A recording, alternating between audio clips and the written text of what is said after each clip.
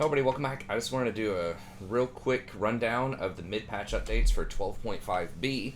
So as always, if you enjoy the content, please be sure to like and subscribe. It really helps out a ton on the channel. Come by, check out the stream every night starting around midnight Eastern Standard Time. It's only on Twitch these days, so we're still doing YouTube videos and YouTube content every day, but we're also just streaming on Twitch for now from about 12 until 3 or so a.m. Eastern Standard Time. So come by. Very friendly, chill community. We'd love to have you. Okay, let's go ahead and get in here. Now, they're saying they're going AFK for a week, so I assume there's not a patch next week. This is going to be a 3-week patch. So this is all we're going to get for a couple weeks, I assume. So I don't know why they're going on this break or kind of what their schedule is. Oh, it's live for 1 month? What? Oh my god. Oh my gosh, 3 weeks? Why are they taking this break? I don't know. That seems really odd to me. Usually they do this during the winter and sometimes during the summer, but I don't know. I mean, it is what it is. It is what it is. I guess they're taking more breaks. I mean, we do get updates all the time, so we are kind of spoiled, but it does feel bad with them scaling it back a little bit. But I don't know. I guess they're taking a spring break or something. Okay, let's see what we have. A Felios, 2 less armor, 20 less health. I think this is fine. I mean, I don't think he's amazing in solo queue, especially if it's lower than diamond. He's okay, but he's really hard to execute on, and it's not just that you kind of have to make the right plays personally, but your team has to play around the different guns that you have. So you have to manage your ammo and, you know, try to get that red and white gun if you can for most dueling, you know, type of situations or 2v2 bot lanes. So, you know, being able to manage your ammo to get those 2 guns and then also having your support actually play around that and, like, go hard when you have those guns, have your jungler come down and gank for you when you have those guns, you know, try to contest dragons or heralds or dive towers or whatever around those guns. That takes a lot of, you know, communication and coordination with timings and different things on teams. So he's really, really hard to maximize from a team perspective. Yes, obviously, if you get turbo fed just hanging out in the back and flamethrowing people, you know, in a team fight is going to be strong, but he takes a lot of coordination. And so he's just not that great in solo queue, but he is picked a lot in pro, although I would argue, I mean, let's see. I don't even think he's that dominant in pro. I mean, people pick him every game with Jinx because people just don't want to ban Jinx. But I feel like Jinx is far stronger win rate wise. And she's a lot easier to execute on. You don't need any special conditions. Like I just talked about, you just fight with her. Yes, I mean, he's okay, right? Like 51%, played 68% of the time, or has 68% presence. I don't think that warrants a nerf, but I guess they did, so whatever. Okay. Ashe. Mana cost is going down to 50 at max rank, so it's starting off early on. And then it's starting off a little bit more expensive early on, it's going down to 55. And then you get more arrows early at 80. Okay, so they're trying to double down on her utility. Now, I forgot what the build was. There was a build where you, like, spammed W, and that's why they increased the cost on it back when Ashe was like, okay. Wasn't it like Comet? It was some weird, like, I don't remember if it was lethality or what, like with Comet. Because whenever you hit him with the slow, with the W, then the Comet's going to automatically hit him. So I don't remember what that build was, but maybe that can come back, I don't know, or some kind of weird utility Ashe build that, like, uses W.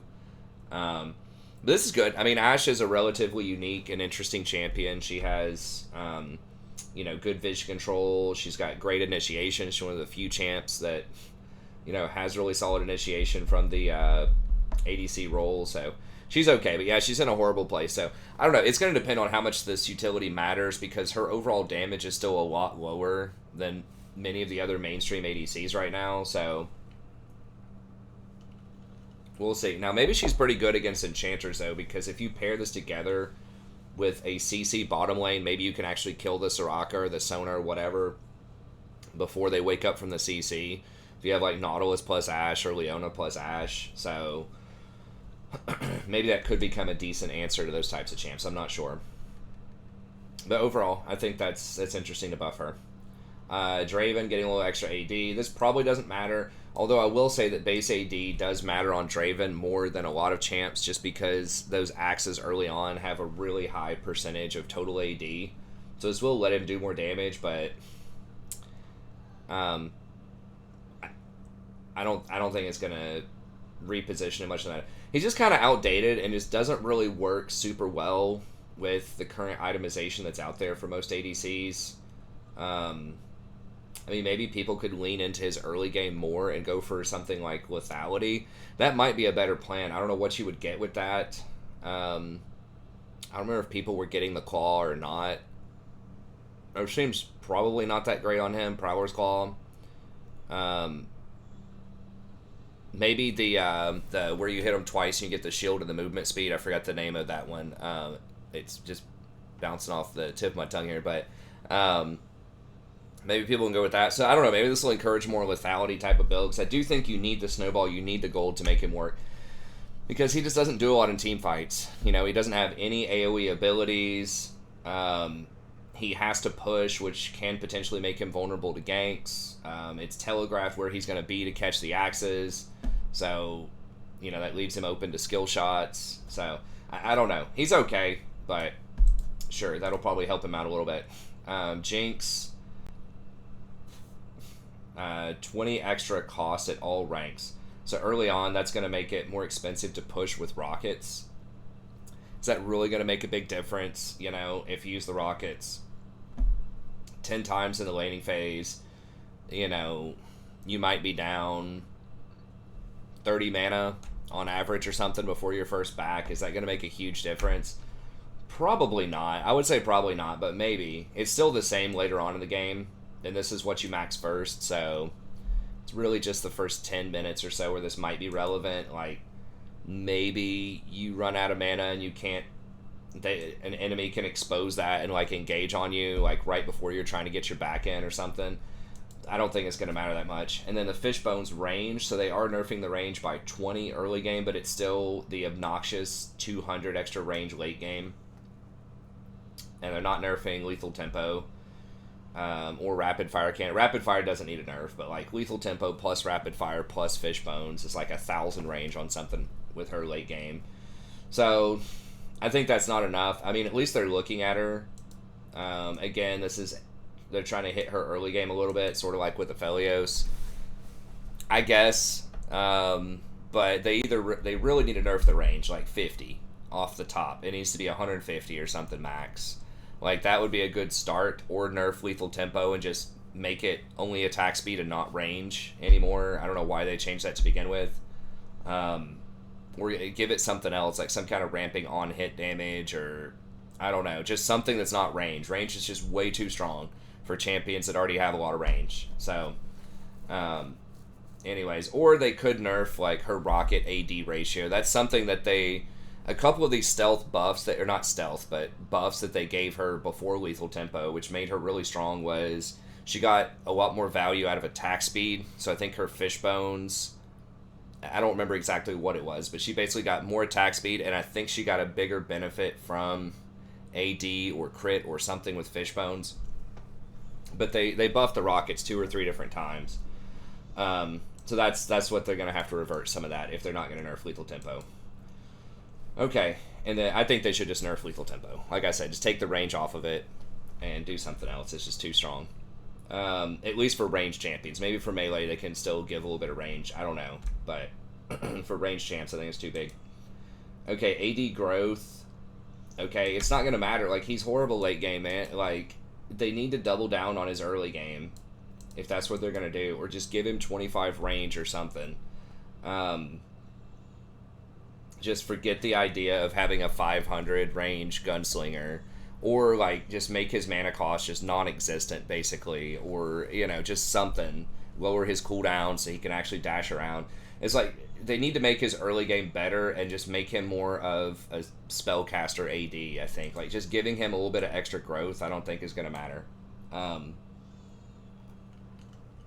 Okay, again, it's scaling. AD on his passive, and that's not going to help him double down in his early game. So I think they should just own it. Like, he's an early to mid-game champion, period. He's going to be bad late, and just, like, work on that. But the thing is, he can't right now because he gets outranged by everybody, and he gets poked out and bullied early by things like Jinx, Jhin, just a lot of these other champions. He just doesn't do enough in a lot of situations early game. Okay, Master Yi. They already hit Master Yi with a ton of nerfs.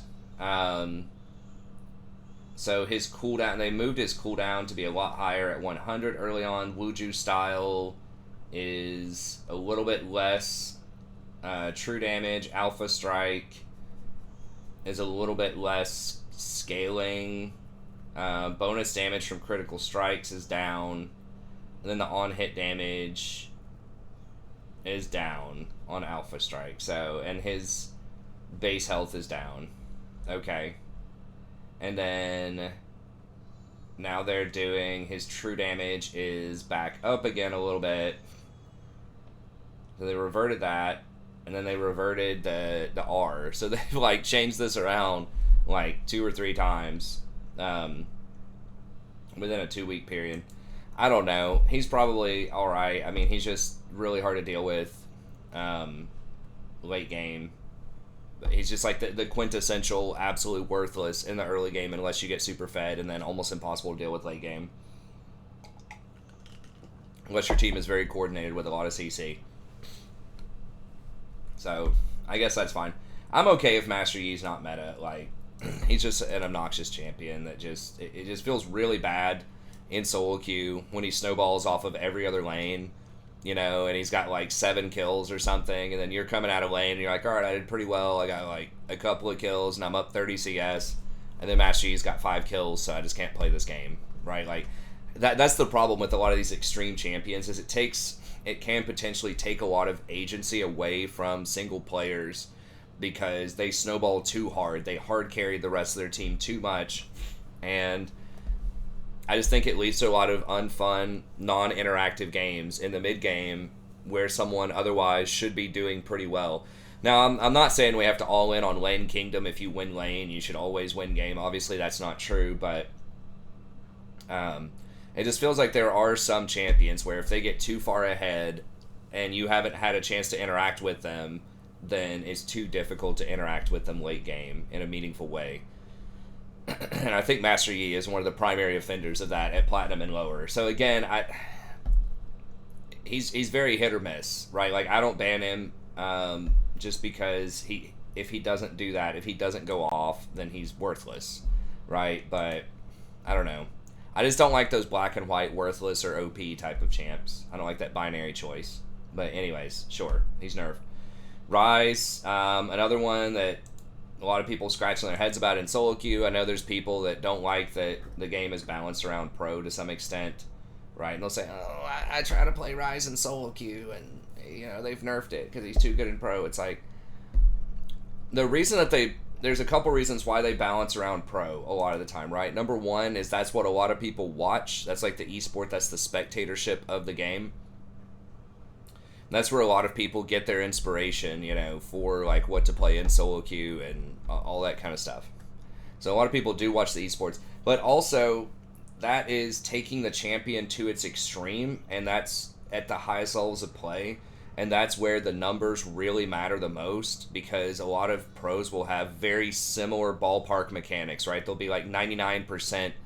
You know, some people can make really big, you know, mechanical outplays, but that's just where the numbers matter more than anything, is at the top, because you have to face those numbers. You can't hardcore outplay a lot of people in many pro games. A lot of it is going to come down to the numbers, and you can't get around that. Versus in like gold, even if the numbers are a little off on your champion, or it's not the best champion in the world, you can still find opportunities to outplay. Right, you can out macro people, you can out vision people, you can mechanically outplay people a lot easier in theory, in lane, and things of that nature. So you can get around the numbers not being amazing for your champion and still win in solo queue. Now it's harder, the numbers do matter in gold. The tier list, I think some champions are definitely better than others, But if you practice and you play well enough, you can, get around stuff like that in solo queue because people are going to give you lots of opportunities because they're going to make a lot of mistakes. Versus in pro games, it's just far fewer mistakes, and you just have to go head to head with those numbers. Like, you just have to face the reality of those numbers a lot of times. So that's why they balance around pro and not balance around something like silver, right? Because if they balance around silver, then some of those crazy numbers, like if you balance around, okay, a silver player is not going to be able to chain together this combo correctly, or they're not going to be able to, rotate well enough with the ultimate, so therefore we have to buff Ryze's base stats a lot, right? We have to make that Q do a ton of damage because silver players just aren't going to chain together the stuff properly, right? If you make stuff like that, then you're going to get a turbo, like, OP pro game that no one's going to want to watch, right? Everyone's just going to be playing and banning the same champions the entire time. And some people might say, well, they already do that. Whatever. Okay? That's the theory behind why they try to balance in pro, is because the numbers are unavoidable and a massive part of the equation, versus in lower brackets you can get away with playing stuff that doesn't have the best numbers if you have a lot of practice and experience on it and you find other way to exploit the mistakes of other people. So anyways, Ryze passive mana, or his maximum mana is increased by 5% of his total AP. Okay, and then they are nerfing the damage on his Q by a pretty significant amount, by 25, but it has better AP scaling. Okay, I mean, that's going to nerf his burst damage quite a bit, kind of in the mid-game. I mean, he's already not, like, he's picked a lot, right? He's 77%, but he's got a 49% win rate. So it's like, yeah, he's picked in 77% of pro games, but, his win rate is abysmal as a mid laner, right? Versus, I don't know, what else is picked a lot? I guess, like, Ahri is picked a lot, 50%. Like, mid seems pretty balanced to me. LeBlanc is picked a lot. Looks like Twisted Fate's really good, right? At 70%, 32% player. But, I mean, mid looks fine to me. I don't know. Like, he's not even at that threshold of 80%. Usually they say they're going to nerf something if it's 80% presence or higher. But, I don't know. Seems weird. But, okay, sure. Varus, on hit, is doing a little bit more. I think it used to do 26. So it's still not back to where it was, but okay. And then his base damage on his R is going up by 50 in the mid game and 100 late game. I still don't think that's enough for him. I mean, I don't know. Maybe people can bring back the Q poke Varus. I don't remember everything they've changed about that over time, but I feel like he's pretty far out of the meta. Like, nobody's playing that champ right now, and he is fairly unique. And he's like a poke champion that also has like CC and like pretty good team fighting. I don't even know. I guess people, I don't know if you're supposed to build in poke or on hit. I think the lethality, like, Muramana poke build is sort of where you want to be. That's like his unique niche.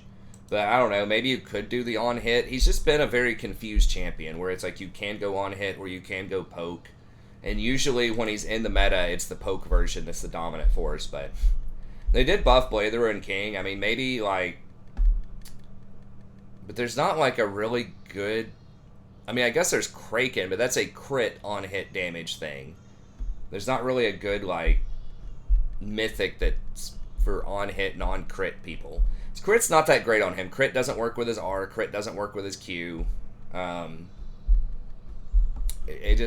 It's a little weird. Like, if you could just go Blatherer and King, like an old school Blatherer and King, Gensu's Hurricane build, that might be okay. But these mythic items, you got to get a mythic or you're just behind. And like the on hit builds have really sort of suffered. Like, again, you can go. I mean, I guess if you go Gensu's with Kraken, it does convert the crit over to on hit. So I don't know. Sure. He needs a little help, so that's okay. Zirah, the Terror, nerfing her 50 more times here. So base AD is going down. They do not want her interaction with Trinity Force to be as strong as it is. Health growth is up a lot. Base armor is 22, scaling up. So very minor nerfs, I think, to her like early game, like survivability. Damage on her empowered auto attack is 1 to 10% versus 3 to 15%. Okay, that's going to add up a little bit. Q total physical damage is going up by 5 at max rank. Okay, so a little bit worse early, but starts getting better pretty quickly. So like at level 3, it's better and then scales up. So you're getting the 5 damage there. So you're losing 5 on the base AD, but you're gaining 5 on your Q proc, or on your Q itself. So that just means, again, that it scales less with Sheen. But, you know, without Sheen, it's still going to be pretty good. But you have to get Sheen, right? You have to get Trinity Force. E cooldown is 23 at all ranks. Okay, so that's hitting her mobility. That's probably fair. E piercing damage is also down pretty significantly. So that's going to hurt your AoE. Then the R stacks per champion hit. Okay, so when you are, the amount of people that you hit is going up, but then your bonus movement speed is going down to 1.5% per stack. Okay, so that's pretty significant. So that's a huge part of her kit, is how fast she's able to move off of that. I think that Zirah is an interesting champ. Like, the big problem with Zirah is really goofy interactions and how her Q is coded. I think that's the biggest thing. And the fact that you can get like, and that the AoE lightning applies like on hit damage and things like that. I just think that she should not have as favorable of interactions with like Hurricane and Titanic Hydra. I think that's the biggest thing. And it's like they changed Caitlyn back in the day to where Hurricane shots specifically do not interact with Caitlyn's headshot. That's a very special case they created. And then they were able to balance Caitlyn around that better to say, look, she's going to be single target, going to be a high pressure early game champion. We're not going to give her that team fight capability with the Hurricane. So they made a special case for her, stopped an overpowered interaction, and then they were able to give her some power back into her kit later and turn her into like a reasonable champion in most metas. So I think that's what they need to do with her. They need to just like hot fix. That's what they need to change. Like, just make it to where her lightning doesn't apply on hit anymore, or like specifically doesn't work with Hurricane and doesn't work with Titanic Hydra. Like the Q, I think single target working with something like Titanic, I think that's fine. It's just when you get those Hurricane bolts and it starts splashing Titanic on everybody off of those Hurricane bolts, and just all this other weird stuff that interacts with her Q. Like, that's what they need to work on. I know that's part of, like, the most fun or, like, interesting part of her is that she has this weird build. But they're just gonna, if they don't nerf those interactions, they're just gonna keep nerfing her base numbers, like, into the dirt. And then once one of those items gets nerfed in the future, she's gonna be totally worthless. So I think it's more healthy, I think it's healthier and more interesting if you just take away those interactions and just either keep her numbers the same or maybe even buff her numbers a little bit. The other thing I would recommend is just putting a hard cap on her movement speed buff. Make it like 20% or something at the absolute max. Something like that. Because I think that's another reason why they have to nerf all this stuff, is because she gets so much movement speed forever late game that she can just run people down or make the stacks fall off faster. So they say something like, if she doesn't land an auto attack on somebody within 3 seconds or something, then either they all fall off or they start falling off at a very precipitous pace. Something like that. So I think that they need to, like, if they're going to nerf something, nerf the R movement speed, either cap it or just make it less accessible, and nerf the interaction with Hurricane and Titanic Hydra. I think those are the big things they need to focus on. And just let her keep the damage on Sheen. Sure, okay, you do like some Sheen damage off of your Q. That's how it should work. It should be kind of similar to Ezreal, where you're just taking shots with this Q, and if you hit them, it does like pretty good single target damage. It's just the problem is you can never catch her. She's super fast, and she does lots of AoE damage. I think that's the bigger issue. If she's closer to Ezreal, just fishing for, poke, and does like some decent poke damage to single targets, I think that's okay. Because I think that's kind of her identity, is kind of being able to move fast and kind of go in and out and land that poke. It's just a little too strong in team fights, I think, is the deal. That's my opinion of it. But anyways, okay. Locket, Consecrate is going down by 3 on it at the base. Or going down by 2, 3 base.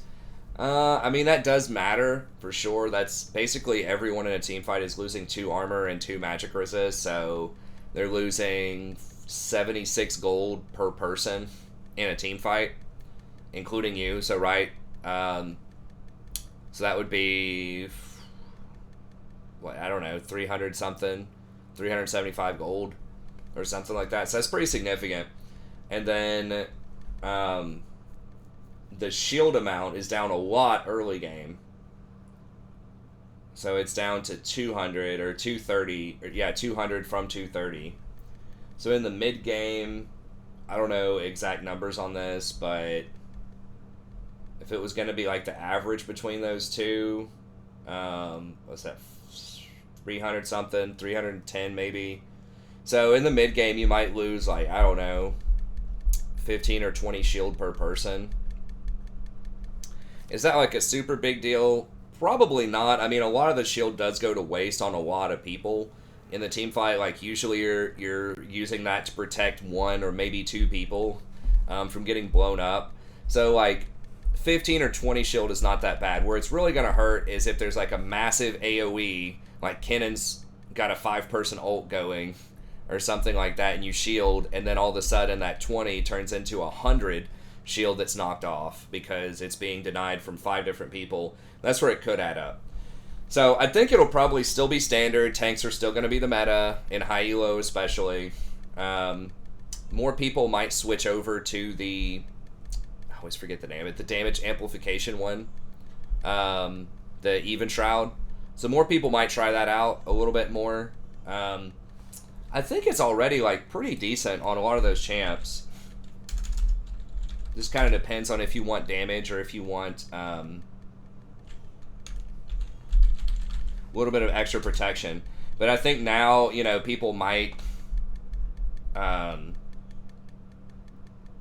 consider Even Shroud more often. I mean, how much worse is Even Shroud? It's almost the same thing, right? Like 54. So I think a lot of people just don't get this item, but it's very similar. I mean, it literally has the exact same stats. On the surface. It's just the question is, do you want your entire team to do 9% extra damage to anyone that you immobilize? That's a lot. That's not quite the same as press the attack, but it's close. Or do you want to give your team an extra, now it's going to be 3 armor and magic resist, and then the scaling is 2 armor and magic resist for your team, or 5 for you personally. So this is gonna be better in skirmishes, the mythic passive, or if you're the primary engaged and you're gonna be taking most of the hits, this might be a little bit better. Although you do get the shield off of this, so this is probably still better for that role. But it just depends on how much value you're getting out of that big shield. Like if it's big 5v5 team fights that you're doing, you probably still want Locket, but if you want to do more skirmishing, or if your team is just going to be suffering in the damage department, you could maybe try Even Shroud. So, I don't know. I don't think it's going to be that big of a weight on tanks. It just makes Even Shroud a little more interesting, I suppose. But it's probably fine. I just don't know, like, why. Why are they doing that? It just feels like it's not going to push any specific champions out of the meta. I don't think it's, because this is mostly for pro, right? Because enchanters are already higher win rate most of the time in most solo queue brackets than tanks are. So it's like you're not doing this for solo queue, obviously, because enchanters are very good and arguably even better for climbing for a lot of people than the tanks are. So it can't be for solo queue. So it's got to be for pro. But if you're doing this for pro, like, what are you hoping to accomplish? Like, no one's going to play the enchanters, I don't think, outside of maybe Karma. In pro, it's going to be the tanks. And the reason is, if you haven't heard me talk about this before, tanks they're just kind of the glue that holds a lot of pro teams together in the support role. Because if you play a support tank that has a lot of CC, and specifically that has engage, your Nautilus, your Leonas, your Threshes. That frees your jungler and or your top laner up to go carry champions. So that allows you to play stuff like Graves top because you don't have to play Ornn top, right? Or you don't have to play Shen top. So now you can play Gnar. Gnar's kind of a mixture where he's a bully early, but then he can also tank later. And you can play carries in the jungle, right? So you don't have to play Sejuani every game in the jungle. So I think that ever since like really season 7 and 8, when people started, I mean, people have been playing tanks, I guess, in the support role for a long time, but that's just a major reason is it frees up the comps. Also, it's very good for vision, you know, because if you have to face check a bush, it's a lot safer to do that as Leona or Nautilus later in the game than it is if you have your team kind of backing you up, than it is if you're a Janna or something. It's really, really hard to keep vision control, especially if the enemy team has assassins, if you're not playing a tank. And they have really good gank assists. So early on, you can hard snowball your lanes. If your jungler comes down and you know, flash land a hook or something like that, that's almost going to be a guaranteed kill most of the time. Versus if the jungler comes down and ganks for you and you're, you know, Soraka or Sona, they're probably not going to be able to do anything, right? Unless the person's like ultra out of position or you have an extremely good ganker like a Xin Zhao or something. Just a lot of situations where you're not going to be able to convert on ganks in the early game if you're not playing a tank, you know, or something with CC. And it also it makes it difficult for the enemy if they want to try to play assassins because it's much harder to kill a tank. So that's one less person that you can assassinate in the mid to late game if you're playing, you know, that type of champion. And you just get more gold early. You get handed just hundreds and hundreds of extra gold by playing a tank because you have higher base stats, right? You're going to have higher armor. You're going to have higher health. Typically, if you're melee, you have more movement speed than if you're ranged. Not always the case. But you're just going to get all these free stats.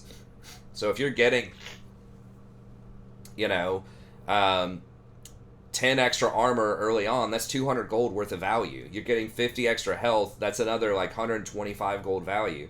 So tanks are just coming into the game versus enchanters in the early game with like 300 or 400 extra gold. So that's the major reason why you're just going to see tanks in pro the vast majority of the time, unless enchanters are in an extremely OP state.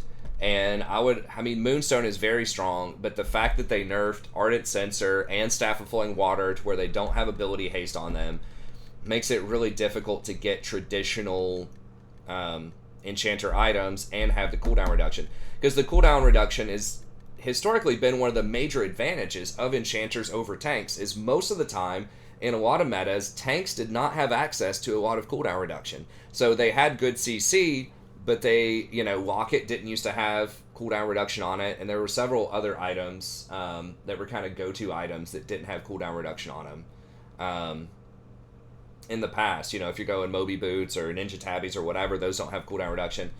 And then enchanters are the ones that had the cooldown reduction, right? You had Ardent Censer had cooldown reduction.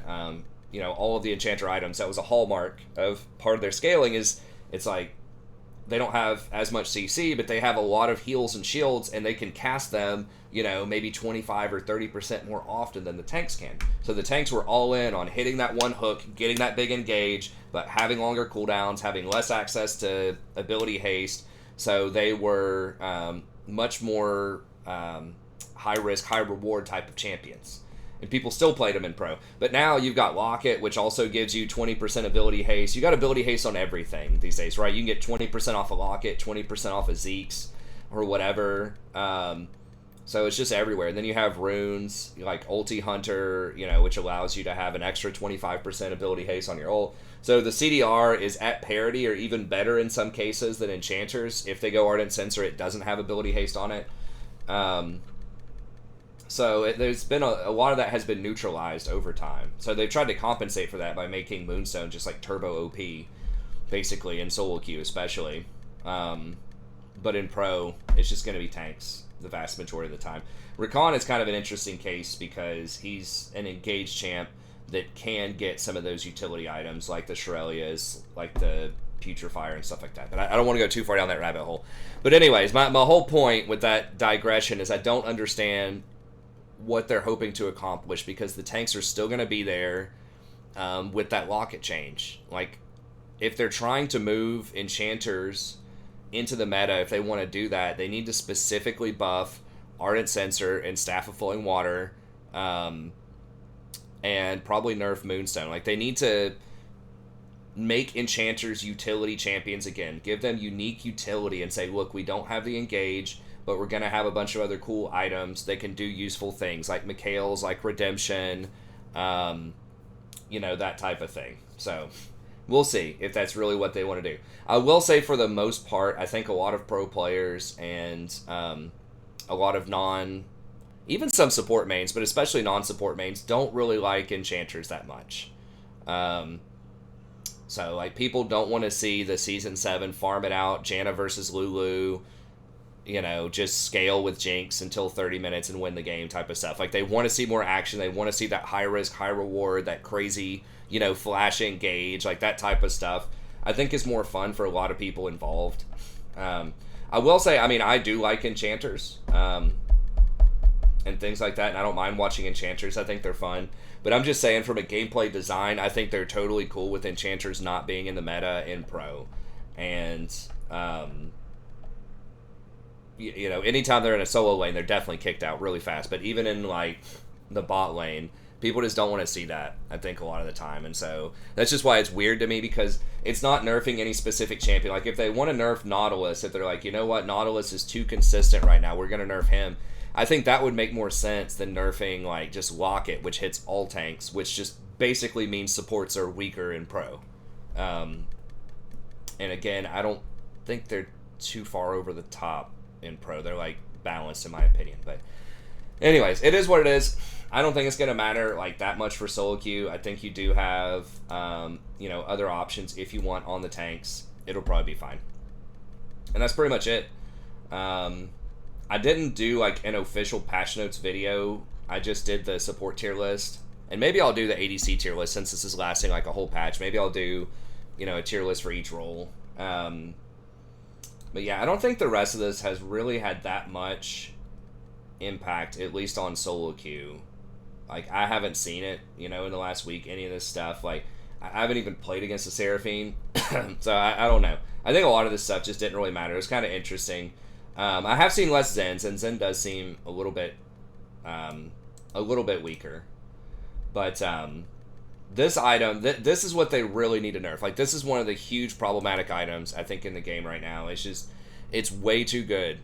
I'm glad that they saw this is too good on range champs. Like Graves and Urgot definitely shouldn't be getting this item. But even on other champs, just like even Scion, that is designed for. I just think it's bad design, because and I talk about this a lot on the stream, it just gives you too many free stats. Like, I think that an item should not be that good just to buy for the laning phase, for just 1v1s, and also have macro power to push lanes. Now, I understand what they're thinking is, in order to be an effective split pusher, you have to be able to 1v1 people. You have to be able to win your 1v1. So they're saying, all right, we're going to give them 1v1 power, and if they win that 1v1, then we want them to be able to take towers. Right? So I can kind of understand that theory, and they think of it as a macro item, and they think that it's healthier than something like Banner of Command or Zirah, because someone has to physically be there watching it. But I would argue that it's not. I'd say it's a lot less healthy, because now even champions that aren't historically like split pusher champs can get this item and still just dominate, like Irelia. I mean, Irelia can split push, but it should not be an Irelia type of item, right? This should be like Yorick or Scion or, something like that. Because honestly, like, the extra minion damage and damage to towers, that's cool, but that's not even the main attraction of this item. The main attraction is that its stats are OP. So even if you don't want to split later, it could still just be good for lane dominance. And if they want to do that, if they want to go super hard Like, this is a, 1v1 dominant item that's going to take towers, blah, blah, blah. It needs to be absolute garbage in a team fight. Like, it's not great in a team fight, but it's still over 100% efficient. I mean, look at this. It's 117% efficient. Even in a team fight, if you have this, where people think, oh, it's not good in a team fight. Yes, it is. It's still really good in a team fight. It's 116% efficient. If you look at most items, well, I'm trying to think of what's... Now, Gore Drinker is kind of ridiculous, too. Like, some of these are really hard to quantify because, like, how do you put a price on their actives? It depends on how many people you hit and stuff like that. But it's, like, more efficient than the Mythic. Right, and this right here, this gold efficiency, is not even including boarding party. Like, that's not including any of the extra stuff that it, like, does to towers, right? The extra damage that you do to towers, gain, blah, blah, blah, bonus armor, magic resist, size, and 200%. But, like, that's not even really calculated. That's just straight up, oh, no. Okay, well, I guess we're just about out of time here, so... it's going to stop the recording, so we'll just go ahead and call it there. They need to nerf Hullbreaker more. Stay tuned. That's it. Have a good day. See you next time.